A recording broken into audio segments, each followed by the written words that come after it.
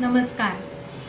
आज निर्जला एकादशीच्या निमित्ताने मी पुन्हा एक विठ्ठलावरची अतिशय भावपूर्ण अशी कविता घेऊन आली आहे। ही कविता लिहिली आहे चंद्रपूर इथल्या गीता देवारे रायपुरे यांनी। गीता देवारे रायपुरे यांचा अल्पसा परिचय करून आपण त्यांच्या कवितेचा आस्वाद घेऊया। गीता मॅडमनी समाजशास्त्र आणि मराठी या विषयामध्ये MA BEd केलं असून सध्या त्या मुंबई विद्यापीठात मराठी कादंबरीतील विस्थापन या विषयावर PhD करत आहेत। लेखिका, कवयित्री, स्तंभलेखिका, सूत्रसंचालिका व साहित्यिका म्हणून त्यांचा सक्रिय सहभाग असून तिच्या नजरेतून हा त्यांनी लिहिलेला ललित लेखांचा संग्रह मागील वर्षी प्रकाशित झाला आहे। विविध साहित्य संमेलने, आकाशवाणीवरील कार्यक्रम, वृत्तपत्रे व मासिकांमधून त्यांचं उल्लेखनीय योगदान आहे। सामाजिक माध्यमांद्वारे कविता अभिवाचनाचा उपक्रम त्या सातत्याने राबवत असतात। आज आपण त्यांनीच विठ्ठलाला उद्देशून लिहिलेल्या विठ्ठला या कवितेचा आस्वाद घेऊया। अतिशय आर्जवपूर्ण अशा शब्दात त्या विठ्ठलाला सांगतायत, विठ्ठला, आर्जवांनी डोळ्यात चंद्रभागा उभी केली होती।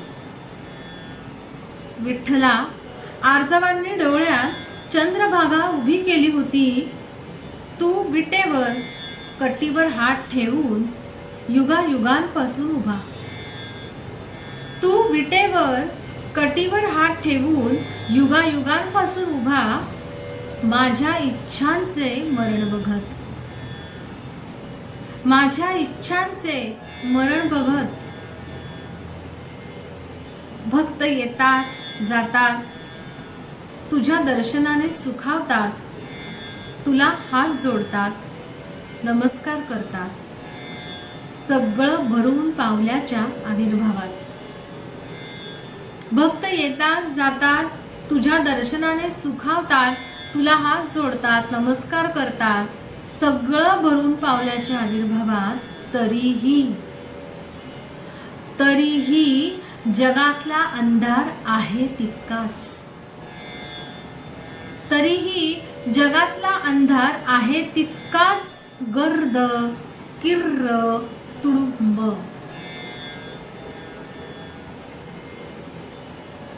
माणूस बदलत चाललाय एवढंच एक सत्य, माणूस बदलत चाललाय एवढंच एक सत्य। मी येणार नाही तुझ्यापर्यंत, मुळात मागणे नाहीच आता काही, तू देणेही लागत नाही। मी येणार नाही तुझ्यापर्यंत, मुळात मागणे नाहीच आता काही, तू देणेही लागत नाही। माझ्यातला उजेड काळोखाला चिरत जाईल, माझ्यातला उजेड काळोखाला चिरत जाईल आणि माझ्यासह साऱ्यांच्या आशा तेजाळून निघतील, आणि माझ्यासह साऱ्यांच्या आशा तेजाळून निघतील। तूही येऊ नकोस तुझी वीट सोडून, तूही येऊ नकोस तुझी वीट सोडून। सामर्थ्य तरी देऊ शकतोस ना, फक्त तेवढंच कर। सामर्थ्य तरी देऊ शकतोस ना, फक्त तेवढंच कर, फक्त तेवढंच कर। अतिशय भावपूर्ण आणि खरोखर आर्जवाने भरलेली ही विठ्ठलावरची कविता आपण ऐकली। वास्तव सांगितलेलं आहे या कवितेतून गीताताईंनी, आणि विठ्ठलाकडे मागणं मागितलंय की खरोखर प्रत्येक वेळेला आपली लढाई लढण्यासाठी देवाने जरी आपल्यापाशी आलं नाही तरी त्यांनी किमान ती लढण्याचं सामर्थ्य तरी आपल्या प्रत्येकाला द्यावं, असं एक भक्त म्हणून त्यांचं या पुंडलिकाकडे मागणं आहे। आणि मला वाटतं आपल्यापैकी अनेकांचं आज असंच मागणं असेल। आपण इथे थांबूया आणि पुढच्या एकादशीला पुन्हा एका नव्या कवीसह आणि नव्या कवितेसह भेटूया।